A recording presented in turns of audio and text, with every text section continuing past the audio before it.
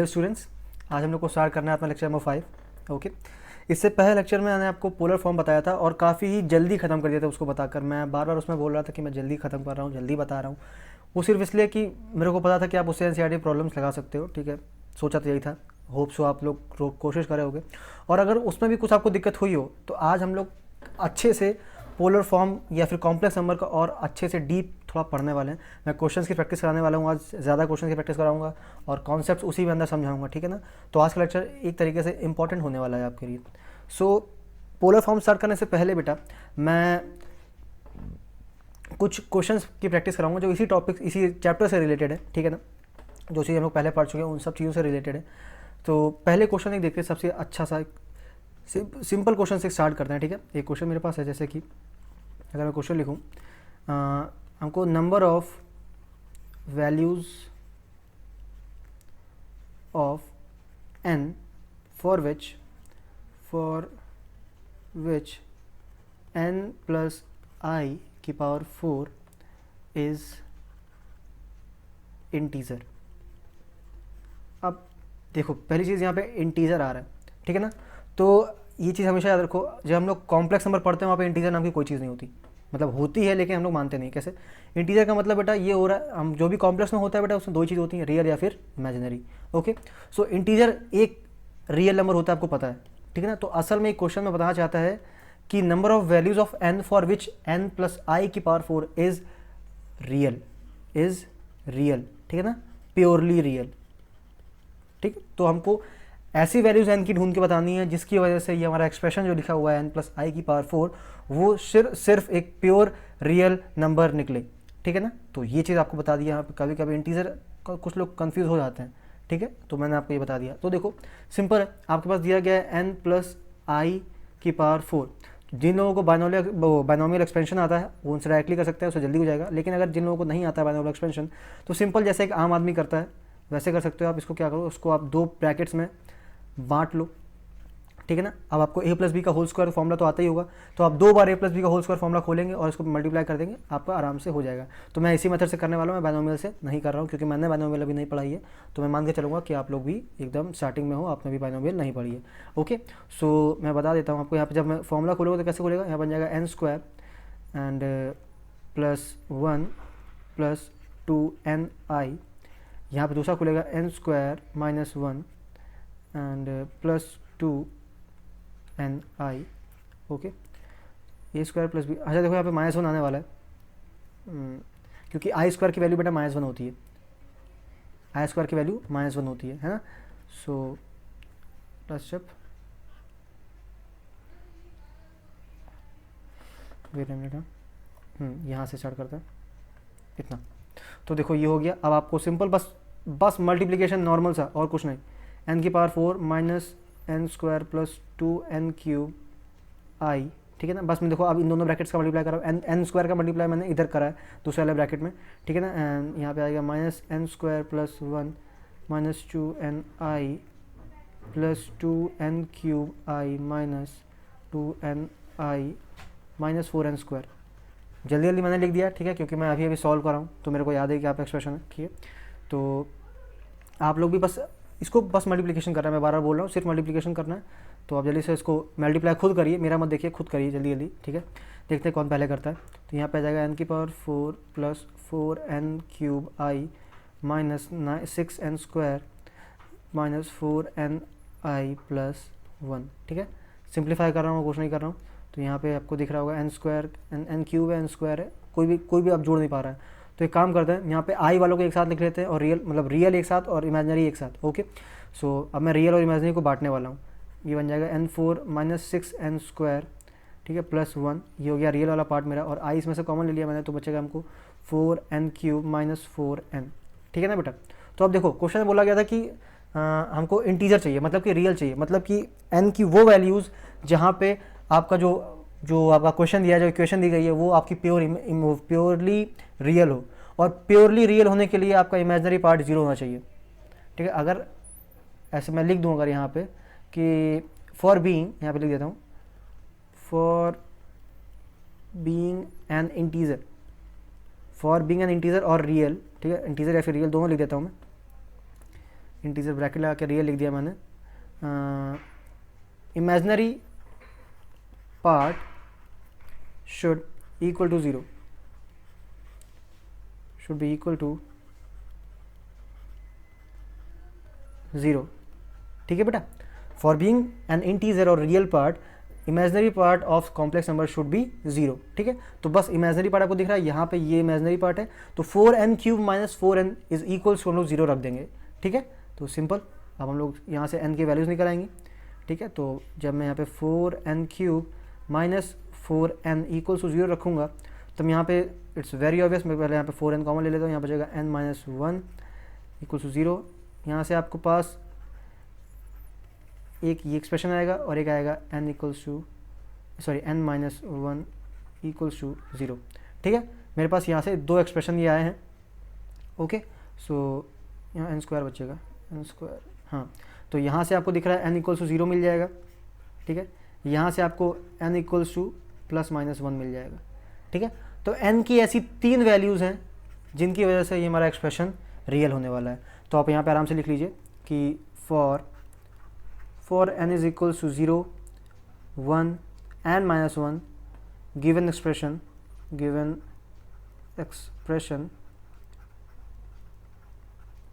Will be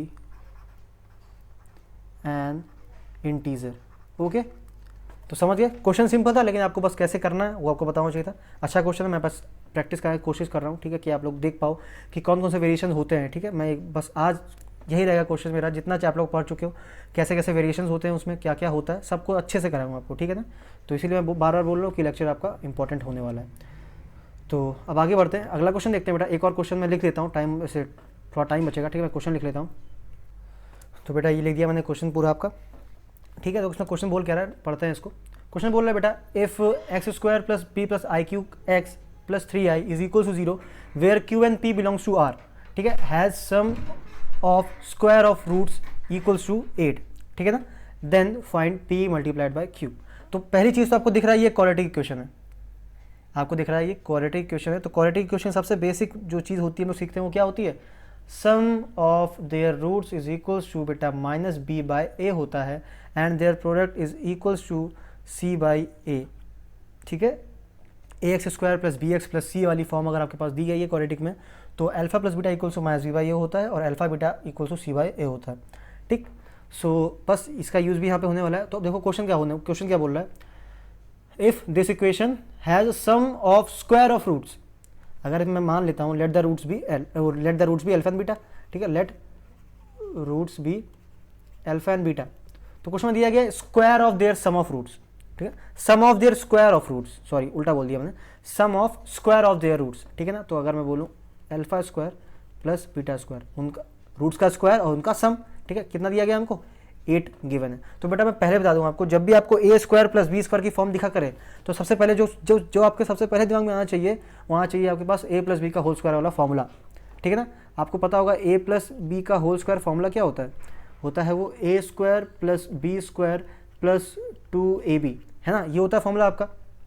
आप यहाँ से आप a² प्लस b² की वैल्यू निकाल सकते हो, a² प्लस b² की वैल्यू हो जाएगी a प्लस बी का होल स्क्वायर माइनस 2ab, ठीक है ना। तो वही यहाँ पे मैं पुट करने वाला हूँ, यहाँ हो जाएगा बेटा alpha plus beta square minus 2 times of alpha beta equals to 8। अब देखो बेटा मैं क्या करने वाला हूँ, ये थोड़ा गंदा हो गया, हाँ देखना, यहाँ पे लिख देता हूँ अल्फा कितना था, अल्फा प्लस बीटा का होल स्क्वायर, हाँ ये था। तो अब देखो मैं क्या करने वाला हूँ, ये अल्फा प्लस बीटा का वैल्यू रखने वाला हूँ मैं minus p plus i Q equal to 0 minus 2 into 3i। ज़रा सोचो मैंने क्यों करा है, सिंपल है बेटा, अल्फा प्लस बीटा का वैल्यू कितना होता है, अल्फा प्लस बीटा का वैल्यू होता है माइनस b बाई a, मतलब कि इस इक्वेशन में b का वैल्यू ये है, इस इक्वेशन में b का वैल्यू ये है और a का वैल्यू यहाँ पे 1 है ना, ठीक है, इतना तो आपको पता ही होगा। तो बस वही यहाँ पे 2 बार माइनस लगा दिया, सॉरी मैं 2 बार माइनस लगा दिया, ठीक है। तो ये होता है फॉर्मूला, है ना, फॉर्मूला ये होता है हमारा माइनस b बाई a, ठीक है।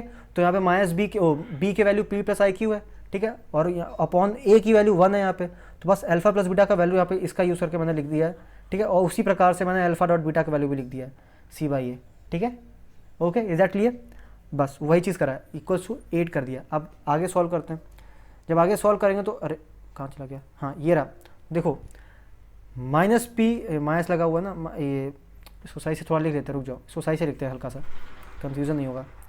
देखो माइनस बी बाई ए होता है, माइनस बी बाई ए होता है, ऐसे करके होता है ना। तो बी का वैल्यू कितना है यहाँ पे, बी का वैल्यू है पी प्लस आई क्यू, ठीक है, और माइनस बी होता है तो माइनस बाहर लगाएंगे ऐसे करके, ठीक है, और यहाँ पे अल्फा प्लस बीटा का होल स्क्वायर भी लगा हुआ है, तो हम लोग ऐसे करके स्क्वायर लगा देंगे, ठीक है, तो स्क्वायर इस नेगेटिव साइन को हटा देगा, इसलिए मैंने अच्छे से बताया आपको यहाँ पे, ठीक है। तो अब देखो ए प्लस बी का होल स्क्वायर फॉर्मूला बन जाएगा, पी प्लस आई क्यू का स्क्वायर बन जाएगा फॉर्मूला, ठीक है ना, एंड माइनस साइन आपका हट जाएगा। तो आप फॉर्मूला सिंपल से जब खोलोगे तो यहाँ मिलेगा आपको p square minus Q square plus 2pq into i. बेटा ये माइनस इसलिए होगा क्योंकि आई स्क्वायर की वैल्यू -1 होती है, ओके बच्चा, एंड इधर मिल जाएगा आपको 6i, ओके, एंड इस 8 को उठा के मैं इधर ले आता हूँ तो बन जाएगा -8 इक्वल्स टू 0। अब आपका सिंपल कैलकुलेशन चलने वाला है, मैं आई वाले टर्म्स को एक साथ लिख लूँगा और रियल वाले टर्म्स को एक साथ लिख लूँगा, ओके। तो यहाँ मिल जाएगा हमको P square minus Q square minus 8, ये तो ये सब प्योर रियल हो गए, ठीक है, एंड आई वाला टर्म यहाँ पे आ जाएगा, आई कॉमन ले लिया यहाँ से, मैंने आ जाएगा पी क्यू माइनस 6 इक्वल्स में 0 है, और 0 को मैं लिख सकता हूँ 0 प्लस 0i, ओके बेटा, 0 प्लस 0i। तो आप कंपेयर कर सकते हो, आप यहाँ से कंपैरिजन होगा आप थोड़ा सा, ठीक है, कंपैरिजन कैसे होने वाला है, रियल का रियल से और इमेजिनरी का इमेजिनरी से, ठीक है। तो मैं P square minus Q square minus 8 equals to 0, ये क्वाड्रेटिक दिख रहा होगा आपको यहाँ से, ठीक है, ये हो गया।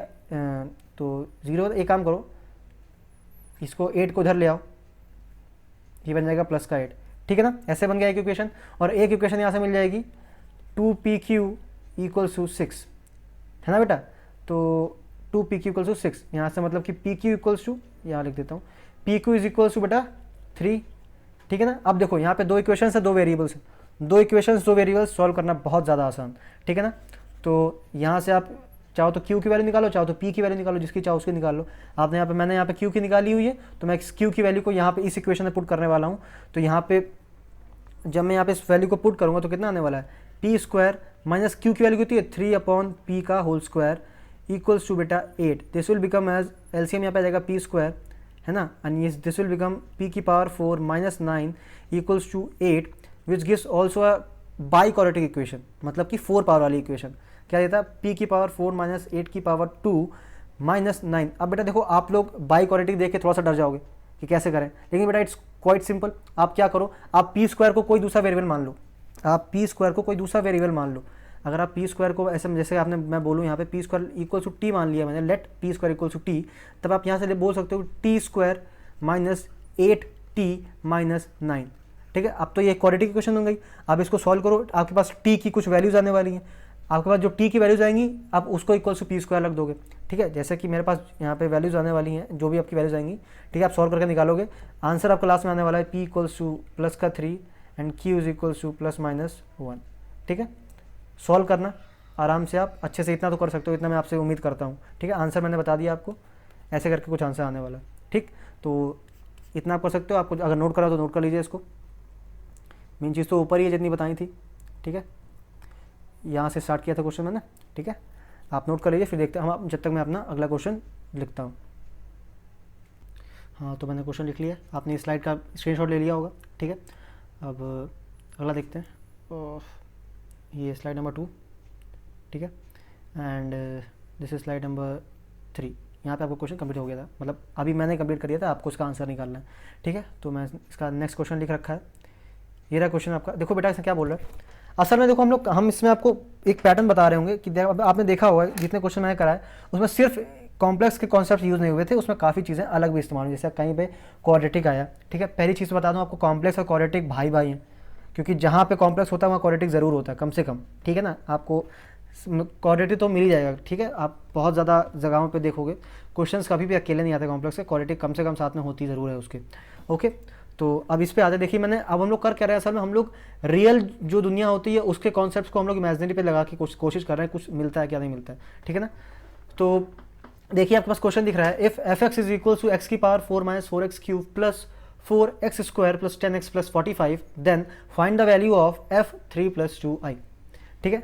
तो बेटा अगर मैं डायरेक्टली x की जगह पे 3+2y रखूँगा तो सॉल्व करना इज़ वेरी डिफिकल्ट, ठीक है ना, बहुत ज़्यादा कैलकुलेशन करनी पड़ेगी, बहुत ज़्यादा हौच-पौच हो जाएगी और गलती होने के चांसेस बहुत ज़्यादा बढ़ जाएंगे।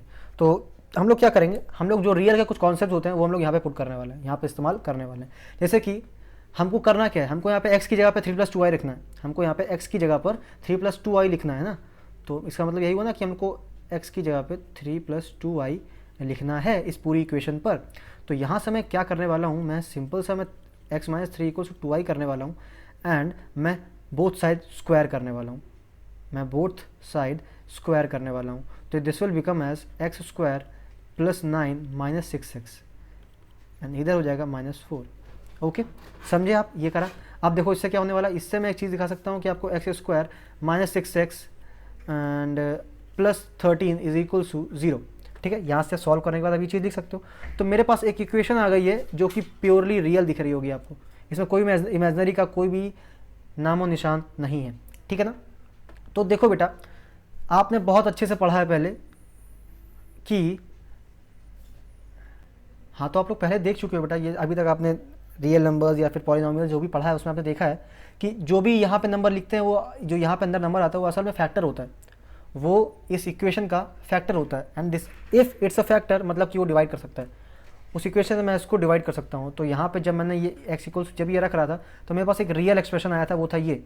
इसका मतलब ये हुआ कि इस एक्सप्रेशन से मैं इस पॉलिनोमियल को डिवाइड कर सकता हूँ, ठीक है ना। तो what I am going to do is, मैं f(x) को इस पॉलिनोमियल से डिवाइड करने वाला हूँ, f(x) को मैं x² - 6x + 13 से मैं डिवाइड करने वाला हूँ, जैसे कि हम लोग नॉर्मली करते हैं अपने रियल वर्ड में, ठीक है ना।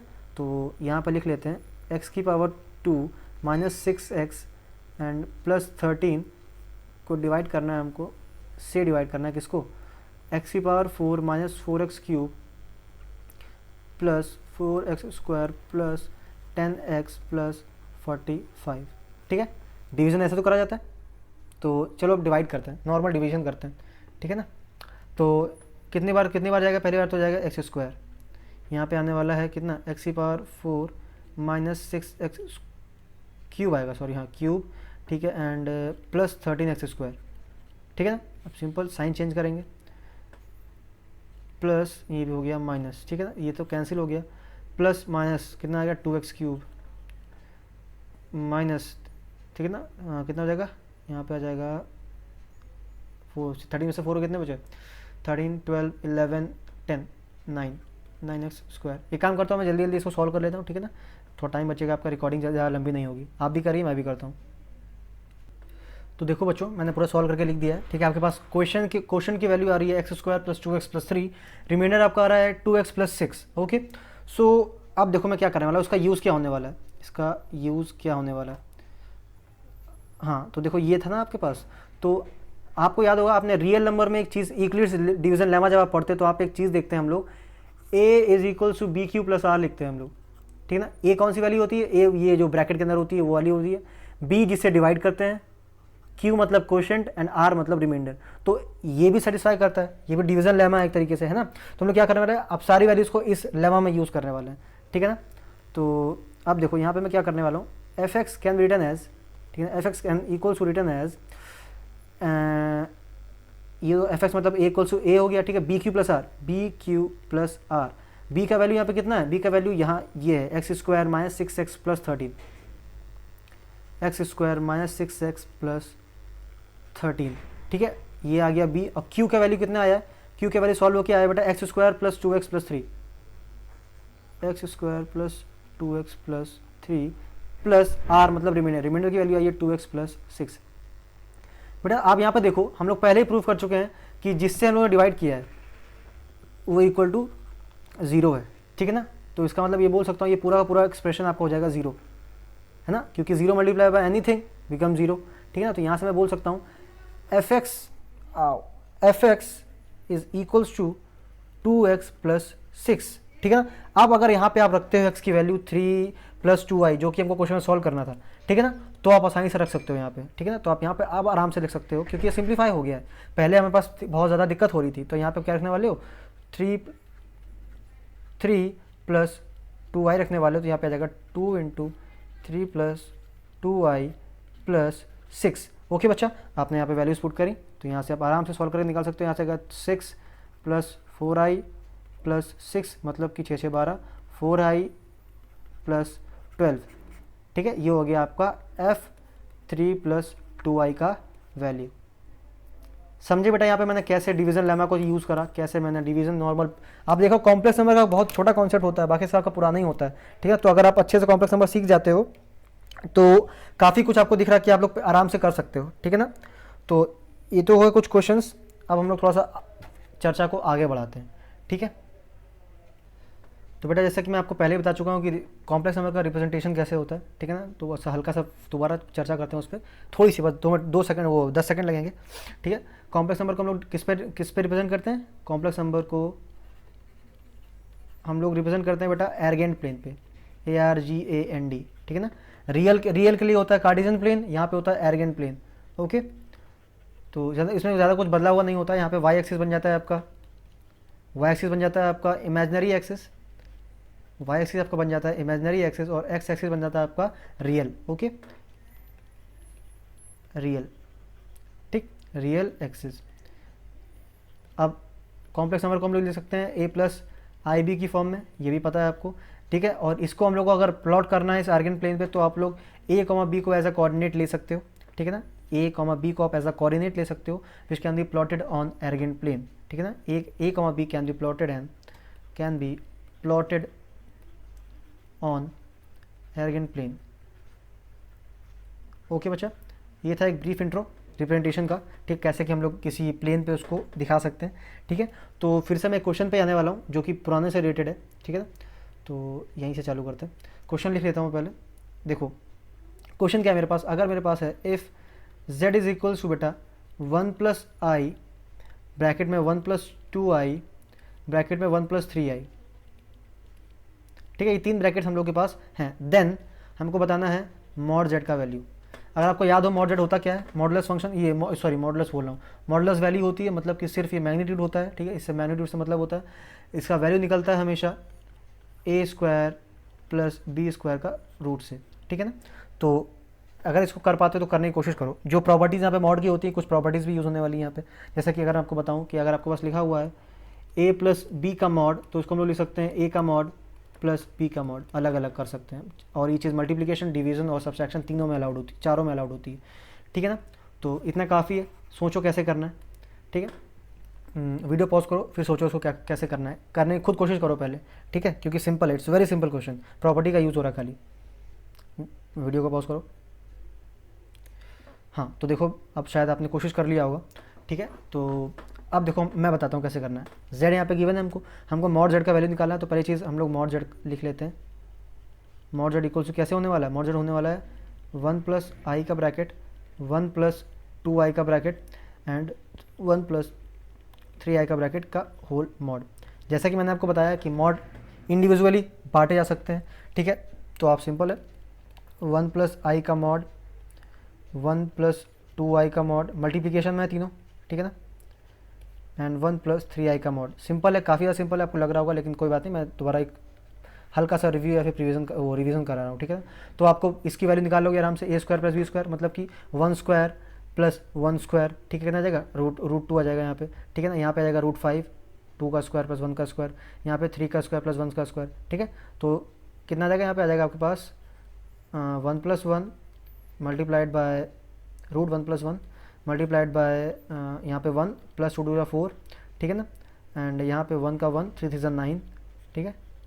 मतलब कि ये हो जाएगा √2 × √5 मतलब कि √10, और ये √10, √10 × √10 मतलब 10, ठीक है। ये आ गया आपका मॉड z का वैल्यू, ठीक है। मॉड z मोस्टली आपका ज़्यादातर हमेशा मोस्टली क्या हमेशा ही आपका एक रियल वैल्यू होता है, क्योंकि वो एक मैग्नीट्यूड होता है, ठीक है। तो ये था एक सिंपल क्वेश्चन मॉड की प्रॉपर्टी के ऊपर।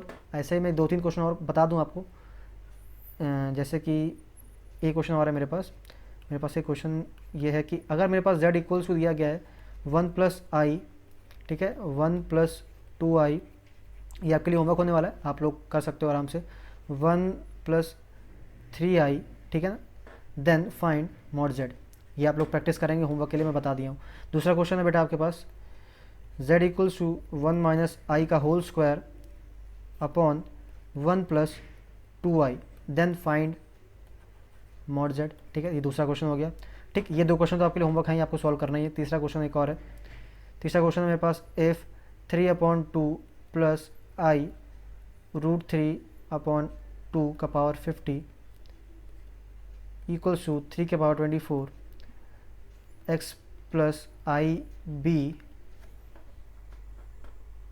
Then find x square plus b square. ठीक है ना, ये क्वेश्चन अच्छा क्वेश्चन है। पहले इसको सोचो कैसे करना है, अपना वीडियो पॉज करो, सोचो कैसे करना है, फिर मैं बताता हूँ। कुछ आया दिमाग में, कुछ तो हल्का फुल्का फील आया, नहीं आया तो बता। देखो आपको इसको देख के समझ में आना चाहिए, अगर आया समझ में तो इसको देख के समझ में आना चाहिए था आपको। अभी तक हम लोग मॉड जेड की बात कर रहे हैं तो इट्स वेरी ऑब्वियस, यहाँ पे भी मॉड जेड की वैल्यू बात होने वाली है। मॉड जेड का जो आंसर होता है वो कैसे होता है, वो होता है ए स्क्वायर प्लस बी स्क्वायर या फिर एक्स स्क्वायर या फिर वाई स्क्वायर। ठीक है, ए और बी यहाँ पे ये कोफिशिएंट्स होते हैं, ये होते हैं जो कॉम्प्लेक्स के जो फॉर्म्स होते हैं, नंबर होते हैं, उनको बोलते हैं हम लोग। ठीक है ना, तो मॉड जेड की वैल्यू बेटा रूट में a square plus b square, लेकिन हमको असल में चाहिए x square plus b square. ठीक है ना, तो मतलब कि यहाँ पे जो हमारा ये है, ये एक्स है और वाई वाला जो है मेरा वो है बी। ठीक है, तो आप ऐसे लिख सकते हो। यहाँ पे एक चीज़ मैं दिखाऊँ आपको कि हमको पता है कि अगर मेरे पास कोई कॉम्प्लेक्स नंबर है एक्स प्लस आई बी की फॉर्म में, तो मॉड जेड का वैल्यू कितना आने वाला है, x square plus b square का अंडर रूट। और अगर मैं दोनों साइड स्क्वायर कर दूँ तो अगर मैं यहाँ पे बोथ साइड स्क्वायर कर दूँ, यहाँ पे स्क्वायर लगा दूँ और यहाँ पे भी स्क्वायर लगा दूँ, तो मेरे पास क्या आने वाला है, मॉड जेड का square equals to x square plus b square, है ना। और हमको यही तो निकालना है, तो असल में हमको मॉड जेड का स्क्वायर निकालना है। ठीक है ना, तो कुछ समझ में आया, कुछ आपका फील आ गया। ठीक है, मतलब कि हमको मॉड जेड तो चाहिए ही चाहिए। तो मॉड जेड अगर हमको चाहिए तो नंबर आपका ये है, नंबर क्या है 3/2 प्लस आई √3/2 का पावर 50। ठीक है, ये जेड है हमारा, तो हम लोग इसी को मॉड के अंदर लिखने वाले हैं। तो यहाँ से हम लोग लिख सकते हैं 3 प्लस आई, यहाँ पे जाएगा √3/2 का ब्रैकेट और बाहर लगा के मॉड 50।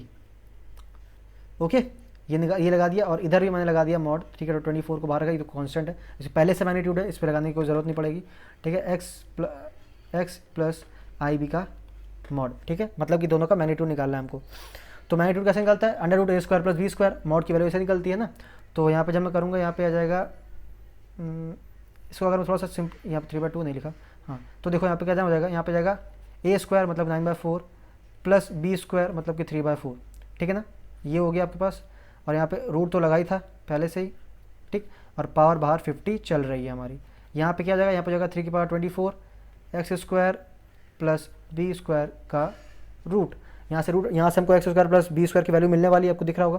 तो देखिए अब कैसे करने वाले हम लोग, कहाँ चला गया, हाँ देखो अब सिंपल कैसे कर सकते हैं। आपको एक चीज़ दिखनी चाहिए, ये आपको कब दिखेगी, जब आप प्रैक्टिस करने वाले हो। अगर आपको दिखेगा तो यहाँ से मैं रूट को उठा के यहाँ पे 1/2 लिख दूँ, तो यहाँ पे पावर हो जाएगी 25 और यहाँ पे लिखा हुआ 24, है ना। तो आप आसपास है तो उसको आप डायरेक्टली सब्ट्रैक्ट कर सकते हो। ठीक है, जैसे कि मैं यहाँ से बोलूँ 9 + 3 कितना होता है 12, 12/4 मतलब कि 3, 12/4 मतलब कि 3। तो यहाँ पे अगर मैं लिख दूँ यहाँ पे 3, ठीक है, तो ये हो जाएगा 3 की पावर 50/2 मतलब कि 25, 3 की पावर 25 हो गया यहाँ पे, इक्वल्स टू में 3 की power 24 dot x square plus b square. ठीक है, यहाँ से आप इसको डिनोमिनेटर में ले जाओ तो यहाँ पर आ जाएगा 3 की पावर 24। ठीक है, तो नीचे 24 है, ऊपर 25 है, बचेगी सिर्फ एक पावर 3 की, है ना, बचेगी सिर्फ एक पावर 3 की। तो यहाँ से आप इसको कैंसिल कर सकते हो आराम से, इस पूरे को और इस पावर को कैंसिल कर सकते हो। यहाँ कितना बचेगा, यहाँ बचेगा सिर्फ 3, यहाँ बचेगा सिर्फ 3। तो यहाँ बचेगा 3 equals to x square plus b square का रूट। आप बोथ साइड स्क्वायर कर दोगे तो यहाँ पे जाएगा 3 का square equals to x square plus b का स्क्वायर, मतलब कि आंसर आपका आ गया x square plus b square equals to 9।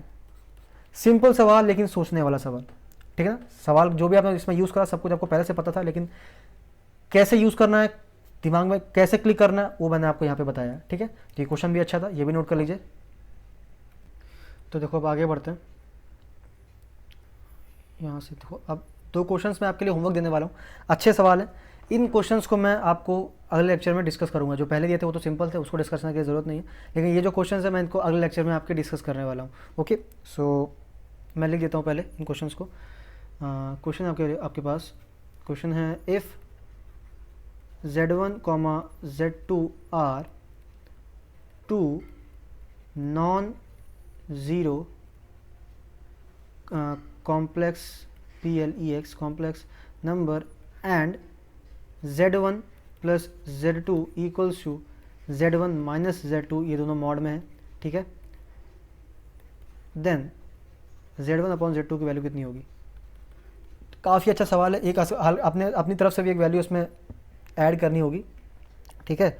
वो सोचो, वैसे चलो बता देता हूँ आपको। यहाँ पे किसी भी एक स्टेप में आपको Z2 का मॉड अपॉन Z2 का यहाँ पे खुद से मल्टीप्लाई और डिवाइड करना पड़ेगा। Z2 का कॉन्जुगेट मल्टीप्लाई और डिवाइड करना पड़ेगा आपको, ठीक है ना। ठीक है, किसी एक स्टेप में ये यूज़ होने वाला है। Z2 का ऐसे बोल देते हैं, Z2 का मल्टीप्लाई एंड डिवाइड, ठीक है। ये किसी एक स्टेप में आपको इस्तेमाल करना होगा बीच में, ठीक है। मैंने बता दिया आपको, प्रैक्टिस करिए, सोचिएगा इसको, फिर मैं अगले लेक्चर में इसका सोल्यूशन बताऊंगा आपको, ठीक है। और दूसरा क्वेश्चन क्या है? दूसरा क्वेश्चन मेरे पास इफ़ Z1 3Z1 अपॉन, ये दिखाए 3Z1 upon 2Z2 is equals to pure imaginary. सबसे बड़ा हिंट यही है, क्वेश्चन में ही हिंट है, pure imaginary. Then find 3Z1 plus 5Z2 upon 3Z1 minus 5Z2, ठीक है ना। ठीक, देखो इसमें हिंट दे दूँ आपको, हिंट है आपके पास कि दिया, पहली चीज़ सबसे बड़ा हिंट है कि क्वेश्चन दिया गया है, ठीक है। ये चीज़ हमेशा याद रखो, सबसे बड़ा क्वेश्चन आपके पास हिंट होता है कि क्वेश्चन में गिवन क्या क्या है, ठीक है ना। क्वेश्चन का गिवन सबसे बड़ा हिंट होता है, उसी से सब कुछ होता है, ये बता दूं आपको, ठीक है ना। तो अगर आपने कोटा फैक्ट्री देखी है तो उसमें जीतू सर यही बोलते हैं कि आपके पास सबसे बड़ा हिंट यही है कि आपको क्वेश्चन दिख रहा है, ठीक। तो क्वेश्चन में बहुत ही ज़्यादा हिंट होते हैं, अगर आप ध्यान से उसको निकाल पाओ तो, ठीक है। तो देखो यहाँ पर दिया गया if Z1 upon 3Z1 upon 2Z2 equals to purely imaginary, ठीक है। तो आप एक मान ली ऐसे करिए 3Z1 upon 2Z2 equals to KI, K is any integer and I इसलिए क्योंकि वो एक इमेजिनरी नंबर है, ठीक है। ये इसका हिंट हो गया। तो इन दोनों क्वेश्चंस को आप नोट कर लीजिए। ये क्वेश्चंस आपके लिए, पहला क्वेश्चन ये रहा, ठीक है, ये, और दूसरा क्वेश्चन नीचे लिखा हुआ है, इसका हिंट ये रहा, ठीक है। तो ये क्वेश्चन आपके लिए काफ़ी ज़्यादा इंपॉर्टेंट है, ठीक है। अच्छे दोनों कॉन्सेप्ट बेसिस क्वेश्चन, इनका सोल्यूशन मैं कल आपके साथ डिस्कस करूँगा। तो बेटा ये आपका अगला क्वेश्चन है, काफ़ी अच्छा सवाल है ये, ठीक है ना। इसके स्टेप जो है वो फिक्स होते हैं, एक ही स्टेप इसमें होता है, उसी स्टेप को आपको बार बार करना होता है, ठीक है। मतलब उसी स्टेप से आपका पूरा क्वेश्चन हो जाता है। तो इसको आप पहली चीज़ तो इंपॉर्टेंट टिक कर लीजिएगा, ठीक है। ये क्वेश्चन काफ़ी अच्छा है, कॉन्सेप्ट बेसिस क्वेश्चन है। इसमें एक प्रॉपर्टी आपकी यूज़ होने वाली है, ये जो कि प्रॉपर्टी होती है हमारी Z into Z mod is equals to Z into Z conjugate is equals to mod Z का स्क्वायर, ठीक है। ये प्रॉपर्टी यहाँ पे यूज़ होने वाली है, ठीक है। और कैसे यूज़ होने वाली है आपको सोचना है। सोचना क्या मतलब मैं बता देता हूँ अभी, कि हमेशा टेक कॉमन, यहाँ पे कॉमन क्या आने वाला है, यहाँ पे Z1 और Z2 और Z3 की वैल्यू आपको पता है ना। तो काम करो आप Z1 into Z2 into Z3, इनको आप कॉमन ले लो इनमें से, और जबकि ये मॉड में है तो बाहर जो कॉमन लिया वो भी मॉड में ही आने वाला है। तो अंदर बचेगा क्या, देखो यहाँ पे Z2 Z3 तो है लेकिन Z1 नहीं है, तो हम लोग यहाँ पे Z1 से डिवाइड कर देंगे। ये चीज़ तो आती होगी, तो बच्चों वाली चीज़ें बचपन से करते हुए आए हैं। यहाँ पे 4 को ऊपर ही रखेंगे, Z1 Z3 है लेकिन Z2 नहीं है, तो यहाँ पे Z2 से डिवाइड कर देंगे। प्लस 9, यहाँ पे Z1 Z2 है लेकिन Z3 नहीं है, तो यहाँ पे Z3 से डिवाइड कर देंगे, ठीक है। अब एक स्टेप में लिखने वाला हूँ, ठीक है। अरे कहाँ गया, एक स्टेप में लिखने वाला हूँ बेटा, डायरेक्ट लिख रहा हूँ, उसको कैसे आया वो नहीं बताऊँगा, आप सोचना कैसे लिखा मैंने वो, ठीक है। वो सोचना कि आप वो स्टेप मैंने लिख कैसे दिया, ठीक है। तो Z1 dot Z2 dot Z3 ये तो बाद में भी अलग कर लेंगे इंडिविजुअली, लेकिन अभी अंदर से मतलब है। मैं यहाँ लिख दिया हूँ Z1 का मॉड, ठीक है, सॉरी कॉन्जुगेट, Z2 का कॉन्जुगेट प्लस Z3 का कॉन्जुगेट। ज़रा सोचो मैंने कैसे लिख दिया। प्रॉपर्टी ऊपर जो लिखी थी मैंने, उस प्रॉपर्टी का यूज़ होने वाला है यहाँ पे। ज़रा सोचो कैसे लिख दिया मैंने, शायद आपको थोड़ा सा कुछ फील है। तो अगर आपने सोच लिया थोड़ा बहुत, तो मैं बता दूं आपको कैसे करा। मैंने उस प्रॉपर्टी का यूज़ क्या किया। जैसे कि अगर मैं एग्जांपल लेके चलता हूँ, मैं इस टर्म को सॉल्व कर रहा हूँ, ठीक है ना। मैं इस टर्म को लिखता हूँ, Z2 वाले टर्म को देखता हूँ। तो मैंने आपको प्रॉपर्टी अभी यहाँ पे पहली चीज़ तो रुक जाओ, यहाँ पे Z2 जो है, यहाँ पे Z2 जो है वो गिवन है क्वेश्चन में 4। पहला तो ये चीज़, Z2 आपका, सॉरी 2 गिवन है, 4 लिख रहा हूँ मैं। Z2 यहाँ पे 2 गिवन है, ठीक है। Z2 आपका यहाँ पे क्वेश्चन में 2 गिवन है, ठीक है। अब देखो अगर मैं इस Z2 का Z2 का मॉड, ये है ना, ये चीज़ है, दोनों साइड में क्या करूँ, स्क्वायरिंग बोथ साइड कर दूँ। अगर मैं दोनों साइड स्क्वायर कर दूँ तो यहाँ पे स्क्वायर करेगा, यहाँ पे हो जाएगा 2 का 4, ठीक है। और Z2 का मॉड का स्क्वायर, किसी के मॉड का स्क्वायर Z इंटू इसको कॉन्जुगेट होता है ना। तो मैं यहाँ लिख सकता हूँ Z2 इंटू Z2 का कॉन्जुगेट, है ना, इक्वल्स टू में 4। और यहाँ से मैं लिख सकता हूँ Z2 का conjugate is equals to 4/Z2, ठीक है। और यहाँ पे लिखा क्या है, यहाँ लिखा हुआ है 4/Z2। तो इस 4/Z2 की जगह पे लिख सकता हूँ मैं क्या, Z2 का कॉन्जुगेट। समझे, एक प्रॉपर्टी लेकिन कितनी बारीकी से इस्तेमाल हुई कि आपको समझ में भी नहीं आया, आप सोच भी नहीं पाए, ठीक है ना। डायरेक्टली मैंने स्टेप लिख दिया। अगर आप लोगों को समझ में आ गया था ये स्टेप तो भाई साहब बहुत अच्छा चल रहे हो आप लोग बहुत अच्छे से कर पा रहे हो, मतलब एकदम ही परफेक्ट चल रहे हो। और आपने एट अ ब्लिंक, मतलब एट एन इंस्टेंट आपने समझ बिल्कुल आ गया, आपको पलक झपकते समझ में आ गया कि क्या करना है, ठीक है। तो आप लोग बहुत अच्छा कर रहे हो, परफेक्ट 100% ऐसे ही करते रहो। लेकिन अगर थोड़ा टाइम लगा है तो कोई बात नहीं, बहुत अच्छी बात है, टाइम लगा है, आपने एक नई चीज़ सीखी आज इस क्वेश्चन में, ठीक है, कि इस सिंपल सी प्रॉपर्टी को हम लोग कैसे यूज़ कर सकते हैं। क्वेश्चन तभी बता रहा हूँ मैं, बहुत ज़्यादा इंपॉर्टेंट क्वेश्चन है। तो जैसे कि मैंने Z2 के लिए किया वैसे ही मैं Z1 और Z3 के लिए भी कर सकता हूँ। तो डायरेक्टली मैंने क्या करा, 1/Z1 की जगह पे लिख दिया Z1 का कॉन्जुगेट, 4/Z2 की जगह पे लिख दिया Z2 का कॉन्जुगेट, प्लस Z3 कॉन्जुगेट को लिख दिया 9/Z3 के जगह पर, ठीक है ना। तो देखो, और आपको बता दूँ, मैं पहले बता दूँ, टेंशन लेने की बात नहीं है, आपका क्वेश्चन इसी प्रकार से दिया जाएगा कि आप ये प्रॉपर्टी यहाँ पे लगा पाओ। क्योंकि यहाँ पे देखो क्वेश्चन में गिवन था 4Z2/Z2 इक्वल्स टू 2 और प्रूफ करना था हमको 4, ठीक है ना, ये चीज़ समझ में है आपको। तो उसकी कोई टेंशन वाली बात नहीं है, आप आराम से ये चीज़ कर सकते हो, ठीक। अब देखो, अब एक और चीज़ आओ, अब देखो ये Z सारे इंडिविजुअल हैं, इनको मैं एक साथ लिख सकता हूँ। Z1 plus Z2 plus Z3 का एक साथ कॉन्जुगेट कर दिया और मॉड लगा दिया, है ना। और ये मल्टीप्लिकेशन नहीं तो बाहर चल रहा था, ये अलग, इनको हमने इंडिविजुअल कर दिया, ठीक है, Z3 ये रहा, ठीक है। ऐसा क्यों करा, क्योंकि इनकी वैल्यू हमको इंडिविजुअली पता है और इसकी वैल्यू हमको एक साथ पता है, इसलिए, ठीक है ना। तो Z1 की वैल्यू कितनी है, 1 है, ठीक है, Z2 की वैल्यू 2 है और Z3 की वैल्यू 3 है। अब मैं एक और चीज़ करने वाला हूँ, यहाँ देखना, यहाँ पे मैं डायरेक्टली लिख रहा हूँ Z1 plus Z2 plus Z3। कैसे कर दिया, एक और प्रॉपर्टी होती है बेटा, आपको पता हो कि आपने फिर से याद दिला दूँ कि मॉडुलस एक मैग्नीट्यूड वैल्यू होती है, ठीक है ना। तो कॉन्जुगेट का मॉडुलस और उस कॉम्प्लेक्स नंबर का मॉडुलस दोनों की वैल्यू सेम होती है। तो आप कॉन्जुगेट ऑफ Z का मॉडुलस की जगह पे लिख सकते हो आप Z का मॉडुलस, ठीक है ना। ये प्रॉपर्टी देखो, कितने प्रॉपर्टीज़ का कितना ज़्यादा यूज़ होता है, इसलिए प्रॉपर्टीज़ आपकी इंपॉर्टेंट होती है, इसलिए मैंने प्रॉपर्टीज़ आपको पहले ही बता दी है। क्वेश्चन अब करा रहा हूँ जिससे कि आप उन प्रॉपर्टीज़ को अच्छे से याद कर पाओ या समझ पाओ, ठीक है। तो इसीलिए मैंने इसकी जगह पर डायरेक्टली ये चीज़ लिख दी। अब देखो, हमको क्वेश्चन में गिवन है Z1 plus Z2 plus Z3 का मॉड इज इक्वल टू 5। तो अब तो बहुत ज़्यादा सिंपल हो गया, 3 to the 6 into 5 which means 30, ठीक है। आपका क्वेश्चन हो गया कंप्लीट। इसको नोट कर लो, इसको नोट कर लो, ये slide 1 and this is slide 2, ठीक है। तो अच्छा क्वेश्चन था ये, देखा आपने। अब देखते हैं आगे। बेटा आगे बढ़ने से पहले आपको बता दूं, मैं क्वेश्चन दिखा दूं आपके लिए, होमवर्क ये भी होने वाला है, सिंपल क्वेश्चन है। क्वेश्चन क्या है, इफ़ Z प्लस 1 का mod is equals to Z plus 2 into 1 plus I, ठीक है, फाइंड Z, ठीक है। सिंपल क्वेश्चन है, कर लोगे, मेरी बात हमको पता, इतना तो पता ही, कर लोगे यार, ठीक है ना। अगर नहीं कर पाते तो डिस्कस कर देंगे अगले क्वेश्चन में, लेकिन आपको बताना पड़ेगा कि हाँ सर ये भी नहीं हुआ हमसे, क्योंकि मैं मान के चल रहा हूँ ये हो जाएगा। इक्वालिटी वाला एक कॉन्सेप्ट हम लोग पढ़ चुके हैं ना, एक प्रॉपर्टी में पढ़ा था हम लोगों ने, ऑपरेशंस में पढ़ा था इक्वालिटी वाला, तो देखिएगा इसको करके, ठीक है। अब आगे बढ़ते हैं। अब देखो हम लोग एक नई चीज़ देखने वाले हैं जो कि नॉर्मली आपके NCERT में तो नहीं मिलने वाली, पक्की बात, ठीक है। वो होती है बेटा ट्राइंगुलर, अरे spelling TRIANGULAR, triangular inequalities, LITIES। देखो सबसे पहला ऑपरेशन हम लोगों ने पढ़ा था जो था वो था इक्वलिटी वाला। मतलब कि आप देखा होगा आपने कि कॉम्प्लेक्स नंबर कब इक्वल होंगे, जब उनका रियल से इक्वल होगा, इमेजनरी से इक्वल होगा। लेकिन यहाँ पे हम लोग बात करने वाले हैं इनइक्वालिटीज़ की। तो इनइक्वालिटीज़ भी होती हैं लेकिन कुछ कंडीशंस के साथ होती हैं, ठीक है ना।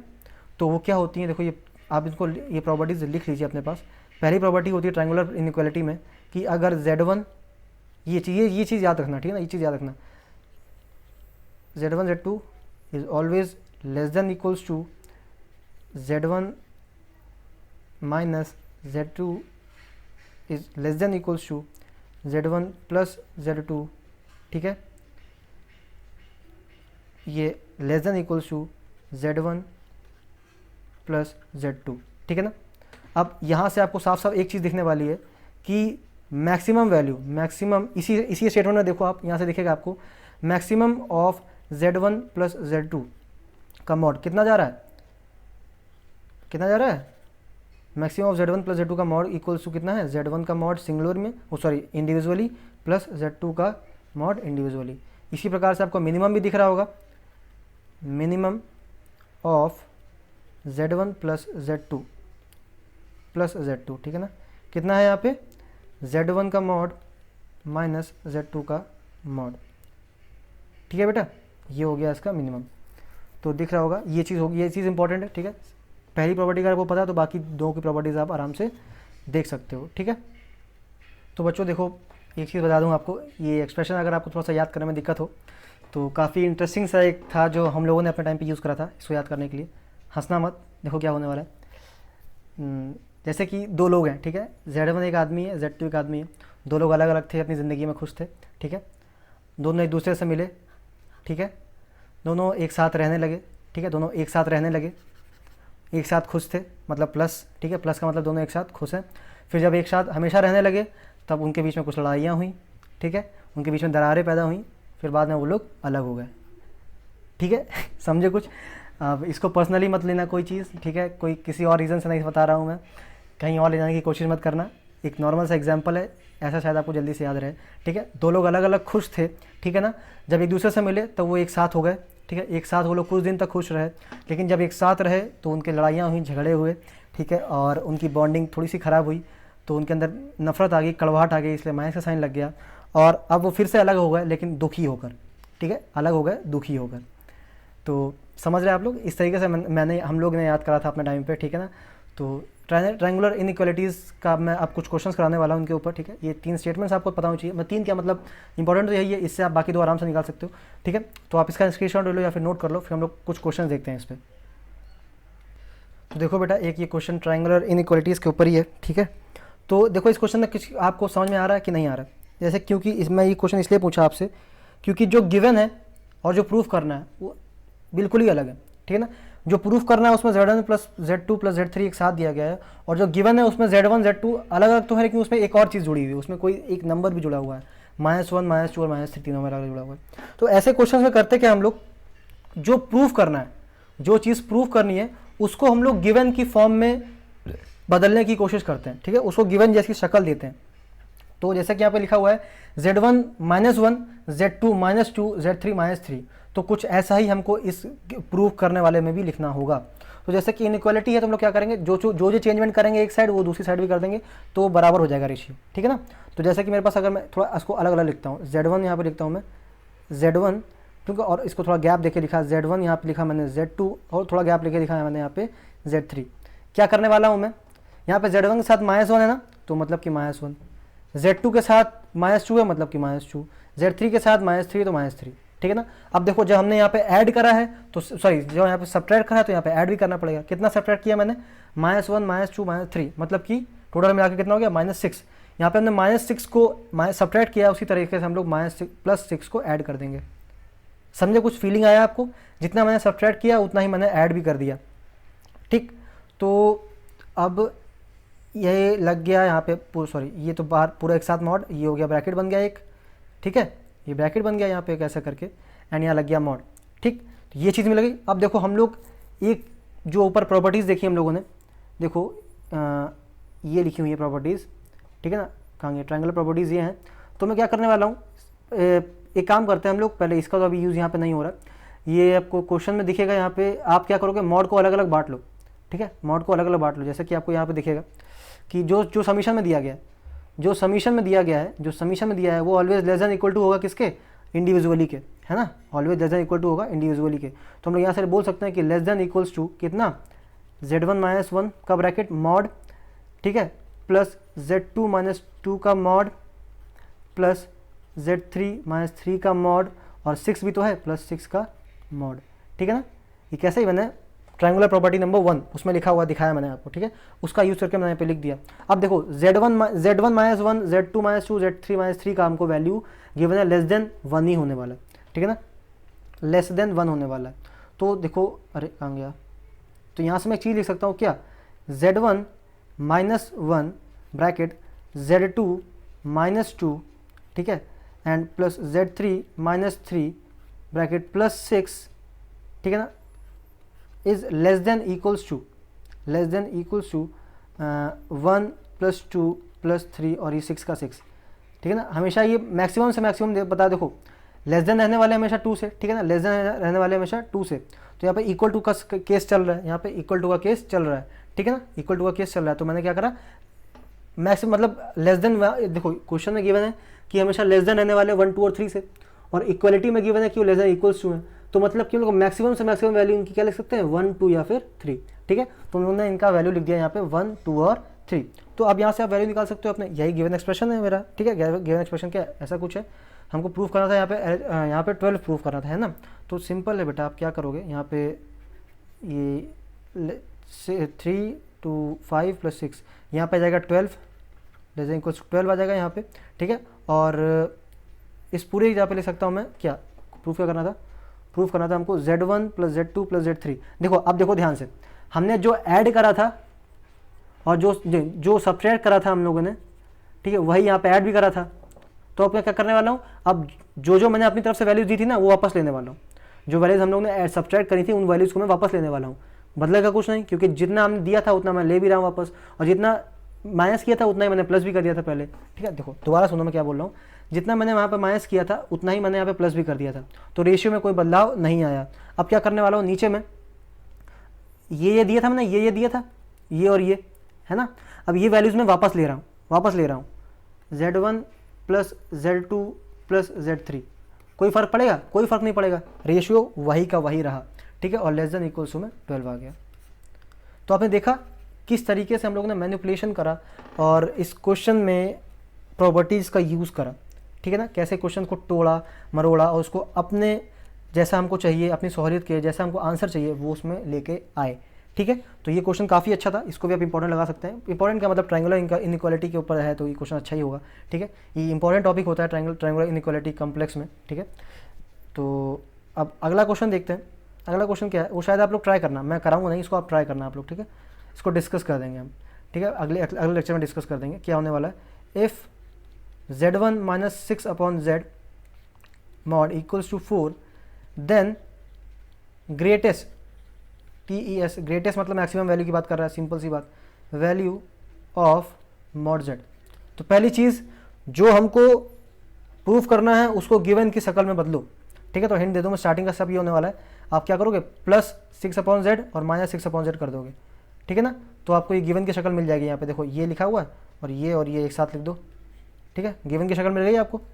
तो ये आ गया हिंट आपका, ये आपका होमवर्क है, इसको भी करना, मैं इसको डिस्कस करूँगा अपने अगले लेक्चर में, ओके। तो उसको नोट कर लो। तो बच्चों काफ़ी प्रैक्टिस हो गई क्वेश्चंस की, ठीक है। लेक्चर भी काफ़ी लंबा हो गया, लेकिन आज लेक्चर की लंबाई की हम लोग परवाह नहीं करने वाले, क्योंकि इसमें बहुत अच्छी चीज़ें बताने वाला हूँ मैं। और अभी तो सिर्फ क्वेश्चन से प्रैक्टिस करा है, कोई नया टॉपिक तो पढ़ा ही नहीं, ठीक है। तो आप थोड़ा नया देखते हैं। पोलर फॉर्म में डायरेक्टली नहीं जाने वाला हूँ, अब पोलर फॉर्म में मैं डायरेक्टली नहीं जाऊँगा, ठीक है। अब हम लोग थोड़ा सा अच्छा, सबसे पहले अब मैं पढ़ूँगा, हम लोग पढ़ेंगे एम्पलीट्यूड या फिर argument of Z, AMPLI, amplitude of Z, या फिर बोला जाए argument, ARGUMENT, argument of Z, ठीक है। देखो पोलर फॉर्म में दो चीज़ें होती हैं, एक R को मैंने आपको बताया था कि R की वैल्यू कुछ नहीं होती है, बस mod Z होता है। तो इसके बारे में काफ़ी चर्चा हम लोग कर चुके हैं, mod Z की वैल्यूज़ निकाली हैं, कैसे आता है, ये सब बता चुके हैं, ठीक है। अब एक और टॉपिक जिसको बोलते हैं हम लोग आर्ग्यूमेंट ऑफ Z या फिर एम्पलीट्यूड ऑफ Z, जो कि पोलर फॉर्म में यूज़ होता है, ठीक है, जो कि पोलर फॉर्म में यूज़ होता है, ठीक है। इसको हम लोग क्या करने वाले हैं, इसके बारे में थोड़ा सा अलग से अच्छे से थोड़ा डीप में पढ़ने वाले हैं, ठीक है। तो पहले हल्का सा मैं बता देता हूँ क्या क्या आप लोग पढ़ चुके हैं इसमें। आपको पता है रिप्रेजेंट, जो कलर चेंज कर लेते हैं, आपको पता है ये आर्ग्यूमेंट ऑफ Z या फिर एम्पलीट्यूड ऑफ Z करता क्या है, असल में कुछ नहीं, बस ये रिप्रेजेंट करता है एंगल को, PRESENT, represent angle from real axis, ठीक है, फ्रॉम रियल एक्सिस।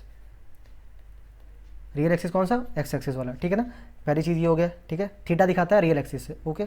सेकंड क्या है, represent, REPRESENT, represented by AMP of Z और ARG ऑफ Z, ठीक है ना।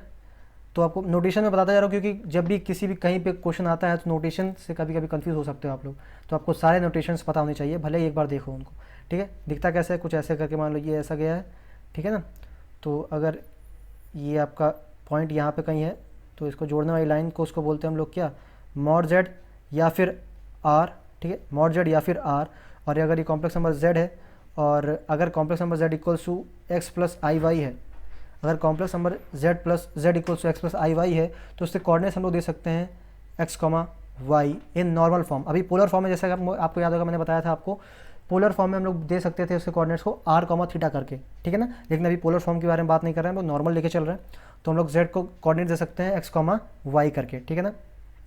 तो हमारा ये एंगल जो होने वाला है थीटा, इसको बोलते हैं हम लोग आर्ग्यूमेंट ऑफ z। तो यहाँ से हम लोग tan थीटा इक्वल टू लिख सकते हैं y अपॉन x, ठीक है। एंड यहाँ से हम लोग थीटा की वैल्यू लिख सकते हैं tan इनवर्स y अपॉन x, और इसी थीटा को हम लोग बोलते हैं आर्ग्यूमेंट ऑफ z, ठीक है। इसी थीटा को हम लोग बोलते हैं आर्ग्यूमेंट ऑफ z। काफ़ी ज़्यादा अच्छी चीज़ है ये, ठीक है। अब थोड़ा ध्यान रखना, ठीक है, क्योंकि 1 घंटे बाद भी हम लोग अब नया टॉपिक स्टार्ट किया, तो थोड़ा आपका पेशेंस ज़रूरी है, ठीक है। बोर मत होना प्लीज़, क्योंकि लेक्चर अच्छा है।